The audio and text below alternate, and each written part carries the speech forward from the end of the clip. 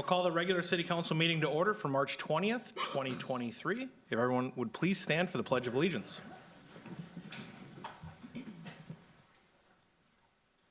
pledge allegiance to the flag of the United States of America and to the republic for which it stands, one nation, under God, indivisible, with liberty and justice for all. Call the roll, please. Mayor Hoyt. Here. Councilmember Bonance. Here. Councilmember Lean. Here. Councilmember Wilson. Here. Councilmember Porter. Here. All right, any changes to the agenda? Leah, Nick, Holly? None. Steve? None? All right, seeing no changes, I'd look for a motion to approve the agenda. Motion. Second. We'll go motion by Katie, second by Steve. All in favor, say aye. Aye. All right, we'll move on to item 5A, which is our announcements, and we will have the introduction of new employees and swearing in of our police officer. Deanna.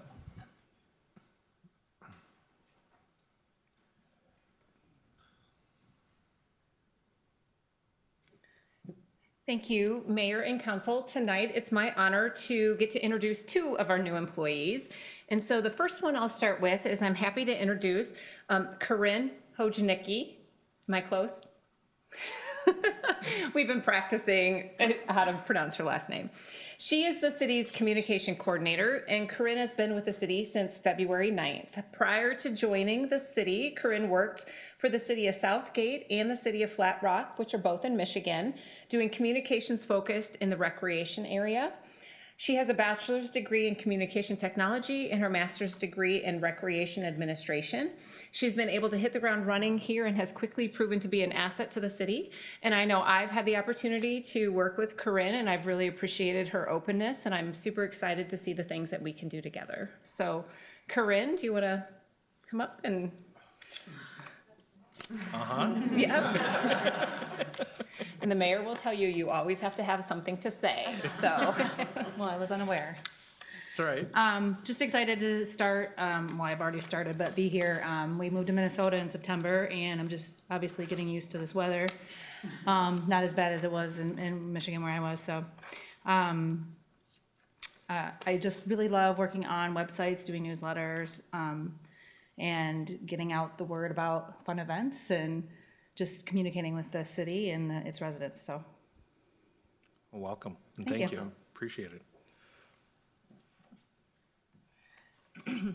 And the other person I have the pleasure of introducing is Jared Johnson. Jared is a familiar face here at City Hall. For over a year and a half, Jared provided planning and enforcement, code enforcement services for us on a contract basis while working for WSB.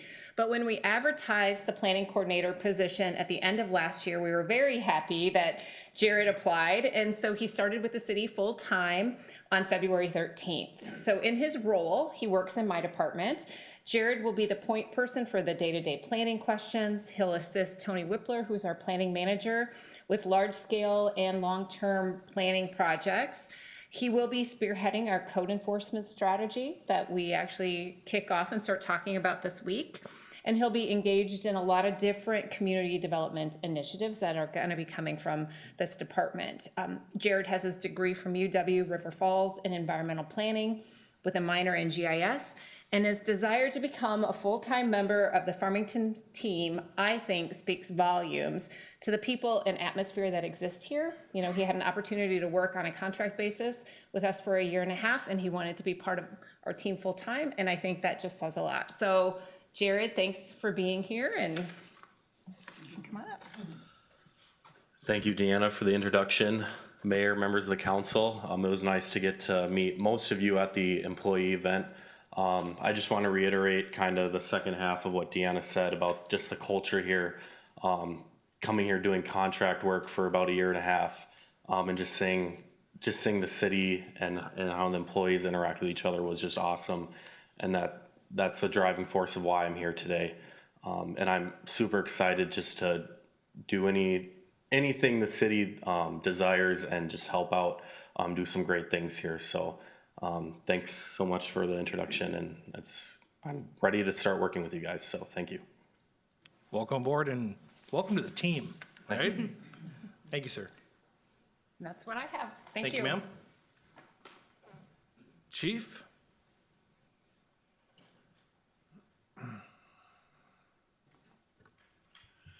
Mr. Mayor, members of the council, I'm here tonight to introduce and then administer the oath of office to Officer Champagne Eichenborg. Last fall, we initiated a hiring process to replace one of our retiring police officers. As most of you know, hiring for law enforcement positions has become something of a challenge lately. I'm pleased to report to you that the hiring process presented us with an opportunity to hire an amazing candidate, Champagne Eichenborg. She started work for us in early November of this past year. Quickly completed her field training and has been serving the residents and visitors on her own now for the last several months. Officer Eichenborg has a bachelor's degree in sociology and criminal justice from Winona State University. She comes to us with 3 years of experience as a correctional officer for the Minnesota Department of Corrections, and most recently 3 years of experience as a police officer for the city of Northfield. She held numerous assignments within those organizations to include Special Operations Response Team member, Use of Force instructor, Reserve Program advisor, Pink Patch coordinator, and Treatment Court liaison officer. She aspires to get back into the use of force instruction and has interests in pursuing assignments in the K-9 unit, investigations, and the drug task force. She's always smiling and maintaining a positive attitude, and she raises her hand every time we ask for help with something.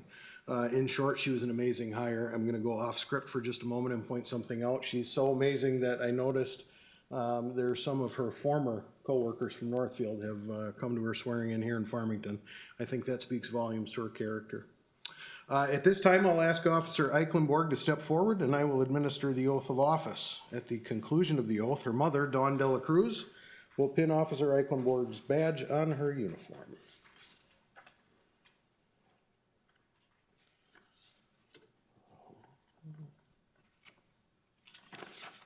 Copy for you, I'll step out here.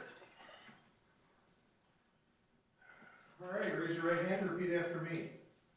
I, Champagne Eichenborg, I, Champagne Eichenborg, do solemnly swear do solemnly swear that I will support and defend that I will support and defend the Constitution of the United States of America the Constitution of the United States of America and the state of Minnesota and the state of Minnesota against all enemies, against all enemies, foreign and domestic, foreign and domestic, that I will bear true faith that I will bear true faith and allegiance to the same, and allegiance to the same, that I take this obligation freely that I take this obligation freely without mental reservation without mental reservation or purpose of evasion, or purpose of evasion, that I will well that I will well and faithfully discharge faithfully discharge the duties as police officer duties as a police officer upon which I am about to enter, upon which I am about to enter, so help me God. so help me God. Congratulations.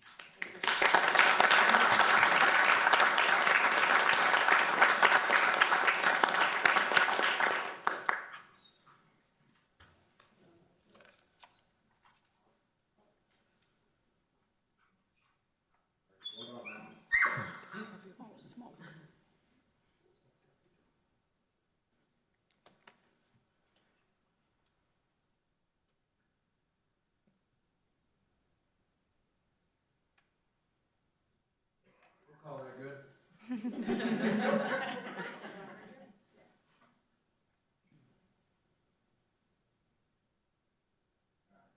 Give her a hug, Mom.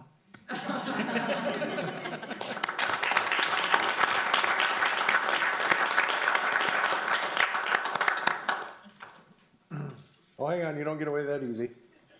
Apparently you heard the rules from the Yep. previous, Oh, I got one for him. I like it. got you, I like it. So, Toys for Your Town. I remember seeing you cowboy boots and jeans. I'm like, who's this guy? He's just zipping. All of a sudden, Cassie goes, that's our mayor. I'm like, okay. He came up and shook my hand. I'm like, this is my mayor. Okay, I like this town so far. I appreciate being here. I am very thankful that I made the switch. No disrespect to Northfield, but Farmington is a phenomenal city to work for. I didn't get the gentleman that was here previously, but he had talked about teamwork. And it speaks volumes for the city of Farmington and the word team and being united and coming together.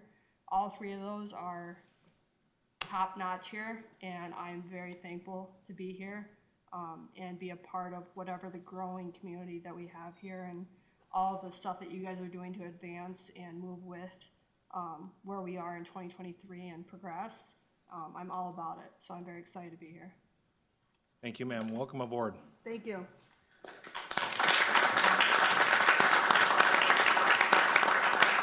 You'll give me just a moment to clear the arena here? Absolutely. You guys want to go ahead and step up and go right ahead? Or you can stay. I'm not kicking you out. We lose the cake every time.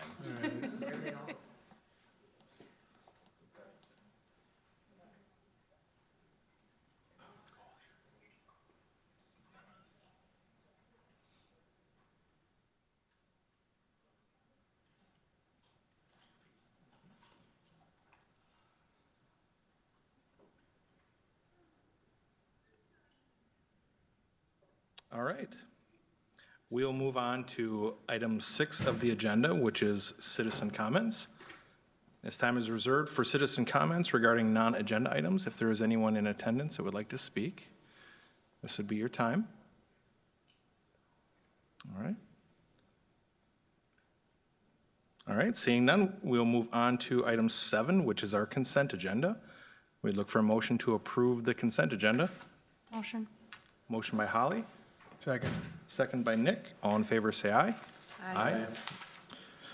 All right, moving on to new business. Item 12A is approve plans and specifications and authorize the advertisement for bids for the Akin Road improvements. And John.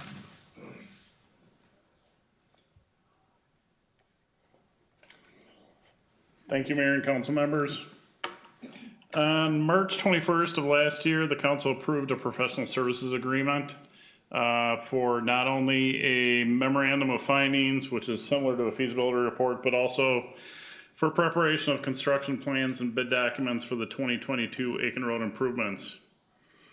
The memorandum of findings was prepared mid-May of last year, as there were concerns with public safety having two major roadways, Akin Road and Highway 3, closed down at the same time for construction.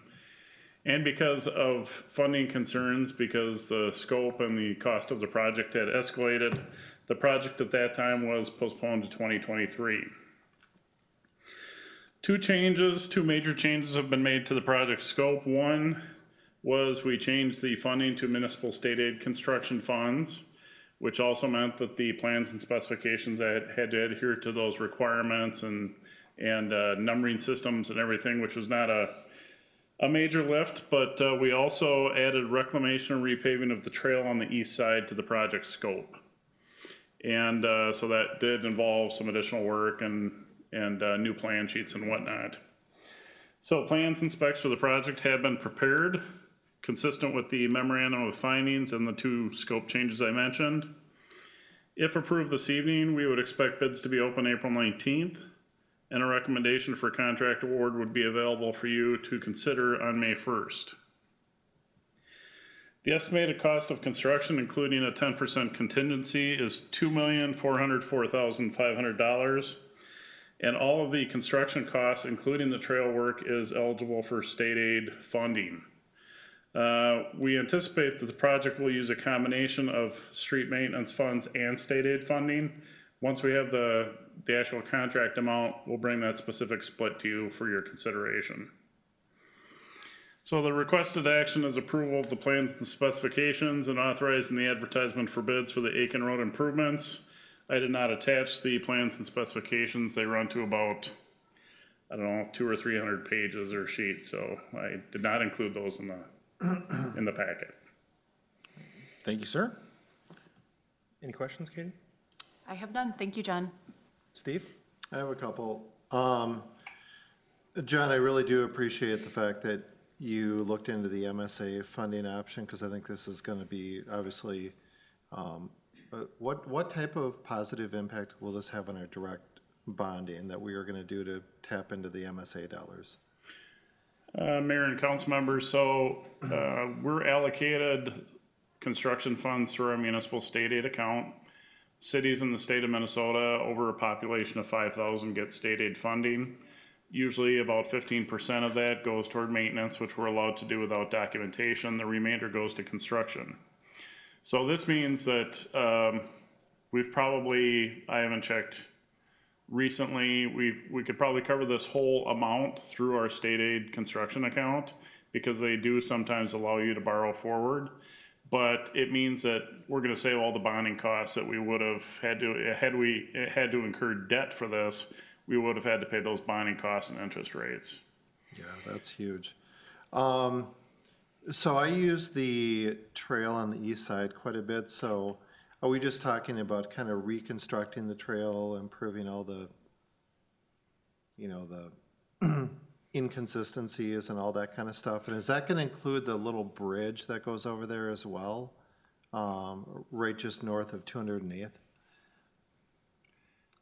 There's a Mayor and very council small members, bridge over the creek over there.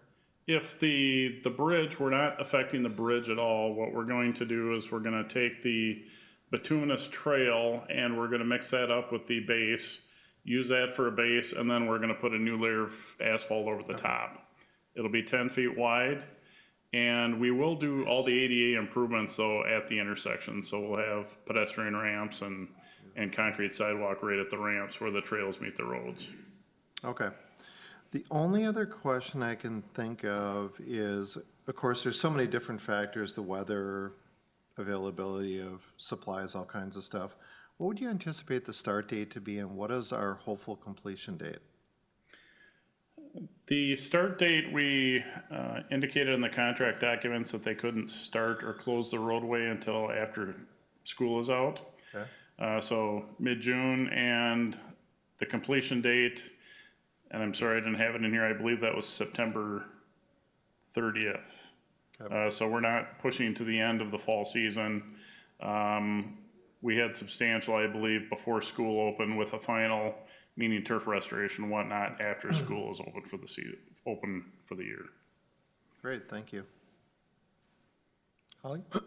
No, I'm good, thank you. Yeah, I know I was one of the ones that I think pushed for some of the ADA stuff, just knowing how difficult some of those crosswalks or lack of crosswalks can be on some of those banks that just kind of drop down. So I really appreciate that they went back and reviewed the trail. So that's all out of me though. In terms of the disruption through that period of time with construction, is it going to be, I guess with, you know, Akin Circle, Dyer's Pass, for example, the two that don't have another out, will it be limited access for those residents and otherwise closed, or is this like a west side, then east side type deal where there will still be some traffic allowed through? Yeah, Mayor, we don't have the phasing yet. That's the first, one of the first things we typically request of the contractor, but they do have to maintain access to all properties during construction. Right. We would anticipate that it's gonna be done in phases, whether it's north and south, or that's probably more expected than east to west. Now, they could do all the reclamation and then just put it back down, and that's a drivable surface. So they may do all the reclamation at once, and that you could still drive on, but the actual work, and we've got a little bit of storm sewer, that'll probably be taken in sections. But once we have that detailed plan, we'll get that out on the website and communicate it to the residents. I appreciate it. Thank you very much. With that, we look for motion to approve the plans and specifications and authorize the advertisement for bids for the Akin Road improvements. Motion? Motion by Katie, Second. second by Nick. Call the roll, please. Councilmember Bernatz. Yes. Councilmember Lean. Yes. Councilmember Wilson. Yes. Councilmember Porter. Yes. Mayor Hoyt. Yes. Thank you, sir. Item 12B under new business is approve Emerald Ash Borer plan. And John, you're still there. Mayor and council members, as you will recall, because it was very recent at the last city council meeting, we provided 3 scenarios for dealing with our emerald ash borer challenge. The pros and cons of each approach were discussed, as well as the primary driver, which is public safety. And city staff was directed to prepare a general assessment of EAB along walkways and paths, because there are some concern expressed about, well, if we have 3,400 boulevard type trees, how many more could we expect to have to deal with? And we were also directed to come back with a more aggressive EAB plan, which also prioritizes public safety. And I would mention that once the general approach is decided, there's many moving parts to this. The first is a communication plan. Whatever is decided, how are we gonna communicate that to the residents in the neighborhoods? The procurement, and it's not something that's gonna be done by one or two staff. We'll probably have a small group working on these things. But all those details will come after a decision is made on kind of the big approach. Per council direction, we did prepare a scenario 4 that is aggressive and keeps public safety as a focus. While it's unclear how many trees exactly are within public ownership, we estimated a total number of ash trees to be removed at about 4,200. So we went from 3,400 to 4,200. Staff does recommend continuing treatments as a management tool, basically to keep the trees in a safe condition until we can actually get them removed. There is an immediate need this year to remove trees that are infested in the boulevards, parks, and along trail corridors. And we estimate this is a removal of up to about 200 trees. Beginning winter of 2024, the city would remove on average 800 trees per year for the next 5 years. And I would say that that is very aggressive. Some other communities, I believe Egan is doing 300 trees per year. And they've been doing that for a number of years. So they're in, I don't know, year 10 or whatever it is. Removals will happen in winter months to avoid damage to city roads and to ensure compliance with federal protection of the northern long-eared bat. During recent field visits, the pest infestation appeared to be consistent in parks. Now this is when Ed went out and took a look at the trails and the walkways and whatnot. And there were 2 exceptions to that. One was Jim Bell Park Preserve and the other being Pine Knoll Park. The trail corridor in Jim Bell had the highest concentration of heavily infested trees, which will be part of the priority hazard mitigation we're recommending for this year. And monitoring by city staff will be instrumental in identifying infested ash to prioritize in future years. The city is transitioning from generally infested to heavily infested. The pest population is coming to a peak and will soon affect most ash trees regardless of location. As a matter of information, Ed recently attended the Shade Tree Short Course, and he engaged with staff from surrounding communities and attending sessions focusing on EAB. And I'm thinking some of these people won't answer their phone if they see your number come up anymore, because he has been grilling other communities about what they're doing, how they're approaching it, what techniques they're using. But he did confirm our sense of urgency that we are behind in managing the pest, because most communities have been actively removing or treating since the discovery of the pest many years ago. For our cost estimate, we laid out 2023 through 2028. The total estimated cost is $4.4 million. That includes about $200,000 in treatment costs and $4.2 million in tree removals. We did assume a smaller reduced cost per tree for removals, because in the park areas, we can drop the trees and, chip them in place and leave them laying by the side, so it's less costly than actually grinding out a stump and working in the city right away. And the brush can be left in place, but as I mentioned before, 800 trees a year is very aggressive. And for the 2023 cost of $300,000, we're suggesting solid waste fund balance be used, and that we come back to you with a funding approach for 2024 through 2028. But I would stress that we really are looking for some direction on this. We need to start doing something in a positive manner to address this pest and be aggressive about it for public safety. Thank you, sir. Nick? You want me to go first? You can lead it. So, like I said, I really appreciate how thorough you guys are being about this. We've had a number of or at least one conversation about this, and I think you guys have a very sound approach, and we have a common kind of understanding of what the approach should be. So, like I said, I appreciate the most that you guys weren't afraid to bring this up to us and show us that there is a painful truth coming. And like I said, your recommendation for a cut and treat the rest seems the most sound in my mind as far as mitigating both public safety and keeping the cost from being unnecessarily high. So I appreciate the hard work on this one. Holly? Yeah, you know, this is one of those situations that nobody asks for, right? It's sad in all the ways that it can be sad because we're losing, you know, beautiful shade trees to a pest that we didn't, you know, ask to have invade that species. The reality is, though, it's here, and we can't continue to turn a blind eye to it. So to echo Nick's comments, I'm grateful that you brought it up, that you know, told us really the extent of damage that's already occurred.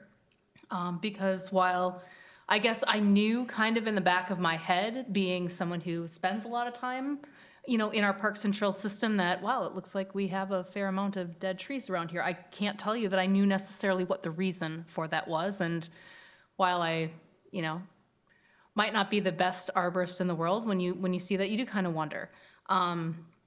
This is not going to be a fun process, no matter how we do it. But the fact of the matter is that we have to do something. Our public safety is the most important thing, and there isn't an opportunity. By my understanding, there's not an opportunity to save these trees. No matter what happens, these are trees that are going to die.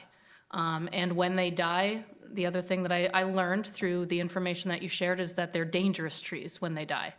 And so I appreciate you imparting that knowledge, as hard as it is to hear. And I'm grateful to know, you know, really what it's going to take in order to resolve this in its full capacity. And we're going to have to work on the plan to figure that out. Thank you. Katie? Yeah, I would echo the sentiments of Holly. This was one of those that I read, and I, to be honest, got a little misty-eyed because, you know, when we bought our home, one of the older neighborhoods of Farmington, one of the biggest things that drew us there was the mature trees. And we've since had to have one of our boulevard trees removed. And unfortunately, as sad as that is, we miss the aesthetics of that. It did become it posed a risk. We had kids, our kids and neighbor kids out playing during rain. I mean, you remember being a kid, you'd go out during the storm, right? And we had a large branch that did come down, and it could have fallen on the kids. And so that risk is very real. The loss of aesthetics and loss of just plant life is very real, and it's discouraging. But I like scenario 4. I think that we do have to, I mean, we're too late to get ahead of the 8 ball here, right? But we have to be aggressive, and I'll just continue to point out the positives of, you know, I love that Ed brought up the tree sale. We can really hopefully make that a really fun experience for residents here. I will certainly be there. I think that sounds very exciting. And yeah, I mean, we don't really, our hands are kind of tied on this one.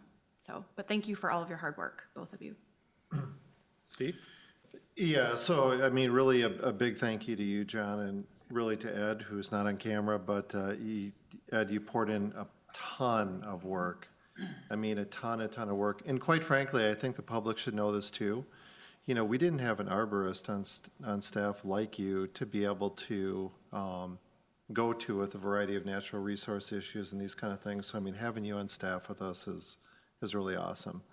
So, you know, I know that we talked a little bit about this at the Community Expo, and you were kind of like, well, is this I'm just meeting this council member for the first time. Do I break it to him that I'm going to be asking him to spend a lot of money? But, you know, you had a really good, albeit sad story to tell about this, and so I appreciate the work. The one request I have, and I did bring this to Lynn, John, is we really need to communicate this to residents, because they're going to start seeing trees go down. You know, we've got a couple residents here that have joined us tonight, but they're going to see trees going down. They're probably going to understand why, but, you know, whatever kind of communication plan we come out with, I think that part's going to be really important too, because losing 4,000 plus trees in the community is going to be very noticeable. And they're going to wonder if, you know, the city is just looking to chop down trees, but of course, no, we have a very good reason for doing so. Go ahead, Ed. Mayor, council members, I appreciate you embracing this open arms, you know, I guess you have to, but, and listen to what I have to say, I am hopeful for the future, and just know I am looking to every available resource possible to manage this. And, you know, with treatments, I think we can slow this down to where it's not such a shock. But I think this will be an evolving process, and I'm trying really hard to make this a full package, you know, deal. You know, there's communication, there's the reforestation component, there's the community engagement. I mean, this is gonna be a big process, so just know I have a deep passion for this, and I think, you know, hopefully we can, it's tough now, but 20, 30, 40 years down the road, hopefully we'll have some new trees and a more resilient urban forest. So Mayor, Council, I appreciate you listening to me at the work session and considering this.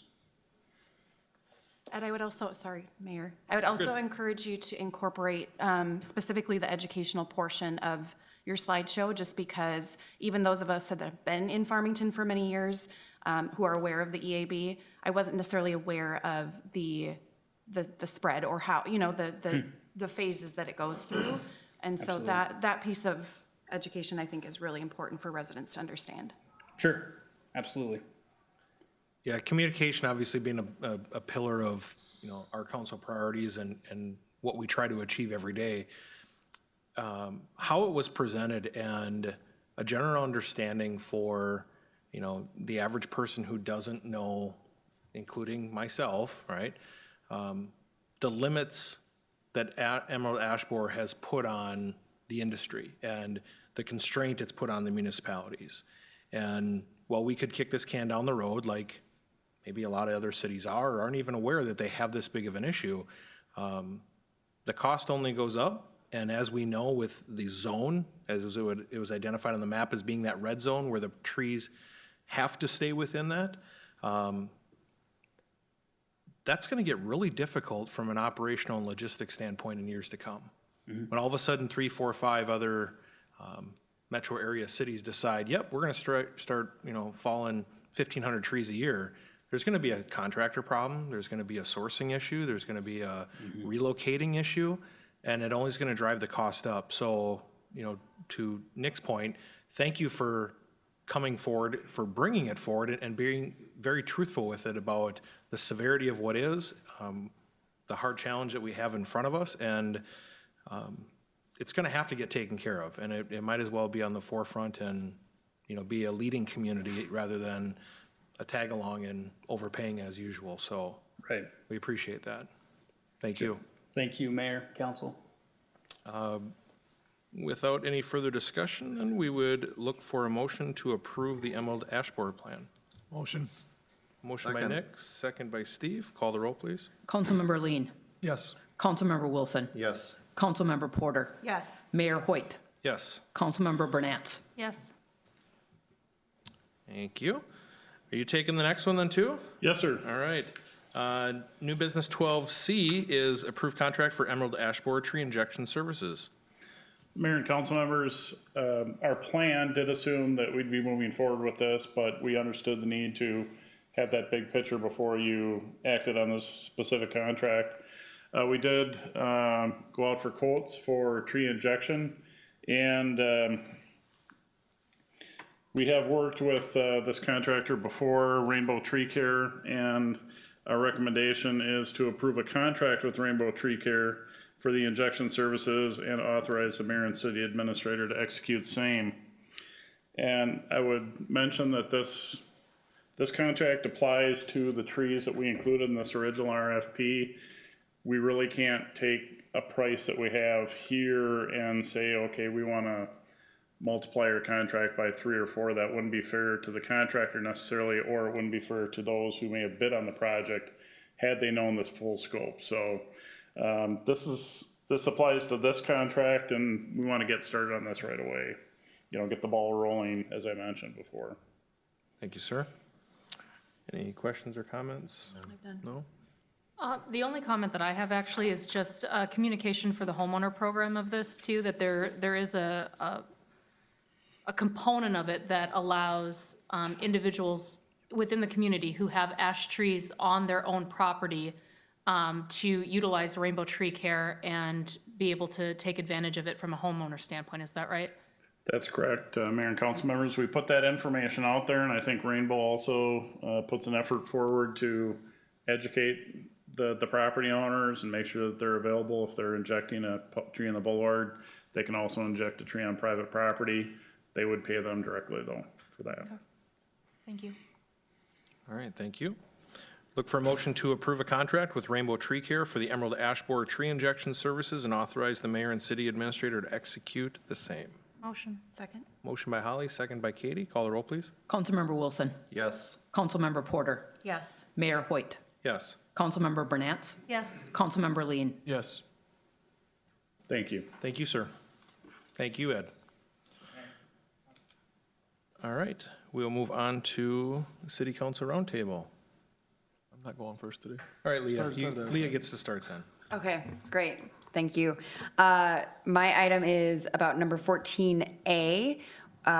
Due to illness, we're not going to have the closed session. We won't have to do any motion or anything like that. The cure is just to notice the closed session for whenever it gets rescheduled too. So that's all. Thank you. Right now, you're second. We wish Lynn the best in her speedy recovery from her temporary illness, and I guess that's about all I got today. Thank you. Holly? Come up with something there. It's the first day of spring today. Happens sometime this afternoon. You will not say Mother Nature always wins. Even if she does. No, you know what, I don't have anything. I'm just looking forward to warmer temperatures whenever they do arrive. And I'm excited for what spring and summer holds for Farmington and its community and its residents, and it's going to be a good year. Good spring, summer year. Yes, ma'am. Katie? Yeah, I don't know if it was just me, but there was an energy here with everybody walking in with spring and daylight saving. We have a little bit more daytime, right? Everybody just seemed a little more productive. So I'm gonna just remain hopeful on that.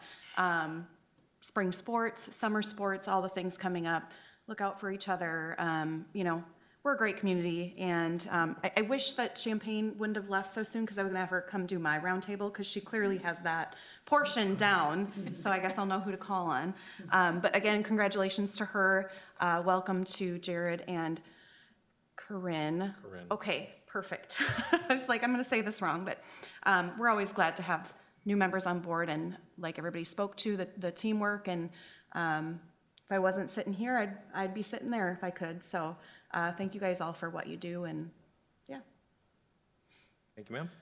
Thanks for pointing it out, Katie. This is my first productive day of the year, so I appreciate you It's pointing one it of out. mine, so let's just be real. I want to thank Deanna for a really well-organized economic development meeting before. I thought that was really good. And then I did go to the last coffee with the seniors at the Rambling River Center. I had such a great time. And honestly, given that I'm the only one up here that has the privilege of being 50 and over, I said, you know what, I'm going to join. So I did. Yes. Nice. So that's all I've got. Thank you, sir. Kelly? Parks and Recreation is currently hiring seasonal positions for the summer, summer maintenance, ages 18 years and older, and then recreation positions, ages 16 years and older. Visit the city's website at www.farmington.mn.gov to apply. Thank you, ma'am. Chris? I too am looking forward to warmer weather. I'm pretty much tired of winter, so I'm looking forward to that. And with warmer weather comes our audit, and that's about 2 weeks away.